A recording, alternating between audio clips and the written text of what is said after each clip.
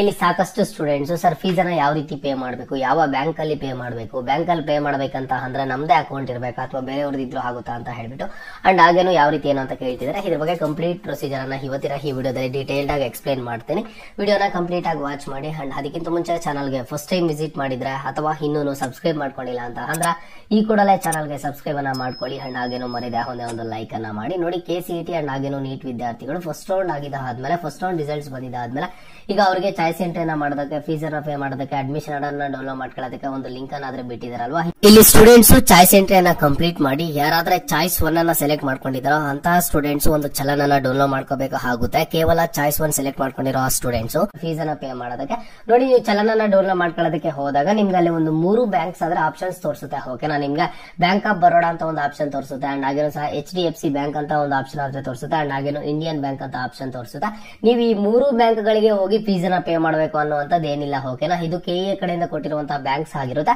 ನೀವು ಈಗ ಚಲನ್ ಡೌನ್ಲೋಡ್ ಮಾಡ್ಕೊಂಡು ಏನೊಂದು ದುಡ್ಡನ್ನ ಕಟ್ತೀರಾ, ಈ 3 ಬ್ಯಾಂಕ್ ಅಲ್ಲಿ ಯಾವೊಂದು ಬ್ಯಾಂಕ್ ಅನ್ನ ಸೆಲೆಕ್ಟ್ ಮಾಡ್ಕೊಂಡು ಆ ಒಂದು ಬ್ಯಾಂಕ್ ಗೆ ನಿಮ್ಮ ಒಂದು ಹಣ ಆದ್ರೆ ಟ್ರಾನ್ಸ್ಫರ್ ಆಗುತ್ತೆ. ಓಕೆನಾ, ನೀವು ಪೇ ಮಾಡುವಂತ ಹಣ ಇಲ್ಲಿ ನಿಮ್ಗೆ ಆ 3 ಬ್ಯಾಂಕ್ ಅಲ್ಲಿ ನಾನು ಕೊಡುವಂತ ಸಜೆಷನ್ ಏನು ಅಂತ ಅಂದ್ರೆ, ಇನ್ ಕೇಸ್ ನಿಮ್ಮ ಹತ್ರ ಏನಾದ್ರೂ ನಿಮ್ಮ ಪೇರೆಂಟ್ಸ್ ಆಗಿರ್ಬೋದು ಅಥವಾ ನಿಮ್ಮ ಒಂದು ರಿಲೇಷನ್ಸ್ ಚಿಕ್ಕಪ್ಪದೋ ದೊಡ್ಡಪ್ಪದೋ ಯಾರ್ದಾದ್ರೂ ಒಂದು ಅಕೌಂಟ್ ಇದೆ, HDFC ಅಲ್ಲಿ ಆಗಿರ್ಬೋದು, ಇಲ್ಲ ಅಂತಂದ್ರೆ ಇಂಡಿಯನ್ ಬ್ಯಾಂಕ್ ಅಲ್ಲಿ ಆಗಿರ್ಬೋದು, ಇಲ್ಲ ಅಂತಂದ್ರೆ ಬ್ಯಾಂಕ್ ಆಫ್ ಬರೋಡಾದಲ್ಲಿ ಆಗಿರ್ಬೋದು, ಈ ರೀತಿ ಏನಾದ್ರೂ ಇದ್ದು ನಿಮಗೆ ಬ್ಯಾಂಕ್ ನಿಯರ್ ಬೈ ಇತ್ತು ಅಂತ ಅಂದ್ರೆ ನೀವು ಯಾವ ಬ್ಯಾಂಕ್ ನಿಯರ್ ಬೈ ಇದೆಯೋ ಆ ಒಂದು ಬ್ಯಾಂಕ್ ಅನ್ನ ಸೆಲೆಕ್ಟ್ ಮಾಡ್ಕೊಳ್ಳಿ. ಇಲ್ಲ ಅಂತ ಅಂದ್ರೆ ನೀವು ಸರ್ ಈ 3 ಬ್ಯಾಂಕ್ ಗೆ ಹೋಗಿ ನಾವು ಫೀಸ್ ಅನ್ನ ಪೇ ಮಾಡ್ಬೇಕಂತಂದ್ರೆ ಖಂಡಿತವಾಗ್ಲೂ ಸಹ ಇಲ್ಲ. 3ರಲ್ಲಿ ನೀವು ಯಾವ್ದಾದ್ರು ಒಂದು ಬ್ಯಾಂಕ್ ಅನ್ನ ಸೆಲೆಕ್ಟ್ ಮಾಡ್ಕೊಳ್ಳಿ. ಸೆಲೆಕ್ಟ್ ಮಾಡ್ಕೊಂಡಿದ್ದ ಆದ್ಮೇಲೆ ಆದಷ್ಟು ನಿಮ್ದು ನ್ಯಾಷನಲ್ ಬ್ಯಾಂಕ್ಸ್ ಅಕೌಂಟ್ ಇದೆಯನ್ನ ನೋಡ್ಕೊಳ್ಳಿ. ಅಂದ್ರೆ ಈ ಒಂದು ಸ್ಟೇಟ್ ಬ್ಯಾಂಕ್ ಆಫ್ ಇಂಡಿಯಾ ಆಗಿರ್ಬೋದು ಅಥವಾ ಕೆನರಾ ಬ್ಯಾಂಕ್ ಆಗಿರ್ಬೋದು, ಈ ರೀತಿ ಬ್ಯಾಂಕ್ಸ್ ಗೆ ಹೋಗ್ಬಿಟ್ಟು ನೀವು ಫೀಸ್ ಅನ್ನ ಪೇ ಮಾಡಬಹುದು ಆಗಿರುತ್ತೆ.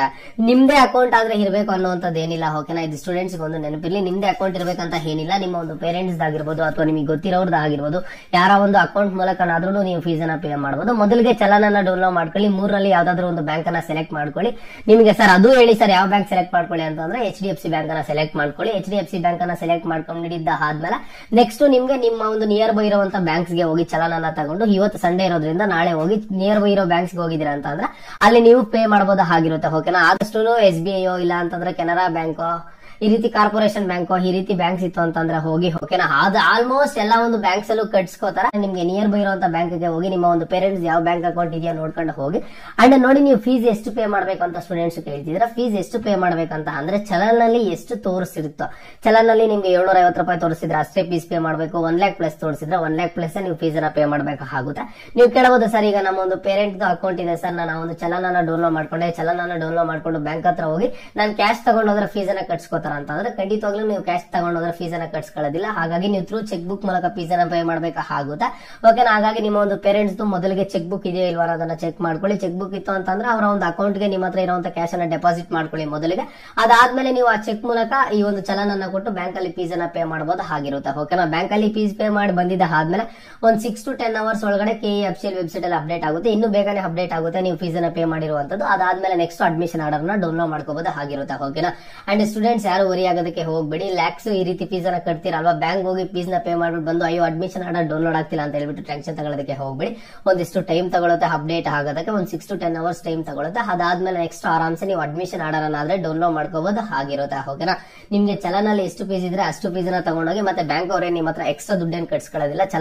ಚಲನ್ ಅಲ್ಲಿ ಎಷ್ಟು ಶೋ ಆಗ್ತಿರುತ್ತೋ ಅಷ್ಟು ಫೀಸ್ ಅನ್ನ ತಗೊಂಡೋಗಿ ಅಷ್ಟು ಫೀಸ್ ಸಹ ನಿಮ್ಗೆ ಥ್ರೂ ಒಂದು ಚೆಕ್ ಬುಕ್ ಮೂಲಕ ಫೀಸ್ ಅನ್ನ ಪೇ ಮಾಡಬೇಕಾಗುತ್ತೆ. ನೋಡ್ಕೊಳ್ಳಿ ನಿಮ್ಮ ಒಂದು ಪೇರೆಂಟ್ಸ್ ಚೆಕ್ ಬುಕ್ ಇದೆಯೋ ಇಲ್ವಾ ಅಂತ ಹೇಳ್ಬಿಟ್ಟು. ಇಲ್ಲ ಅಂತಂದ್ರೆ ನಿಮಗೆ ಗೊತ್ತಿರೋದು ನಿಮ್ ರಿಲೇಷನ್ಸ್ ಸ್ವಲ್ಪ ಕೇರ್ಫುಲ್ ಆಗಾದ್ರೆ ಹ್ಯಾಂಡಲ್ ಮಾಡಿ.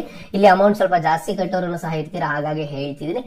ನಿಮ್ಗೆ ಕ್ಲಿಯರ್ ಆಯ್ತು ಅಂತ ಅನ್ಕೊಂಡಿದೀನಿ. ಏನಾದ್ರು ಡೌಟ್ ಇದ್ರೆ ಕಮೆಂಟ್ ಬಾಕ್ಸ್ ಅಲ್ಲಿ ಕಮೆಂಟ್ ಅನ್ನ ಮಾಡಿ.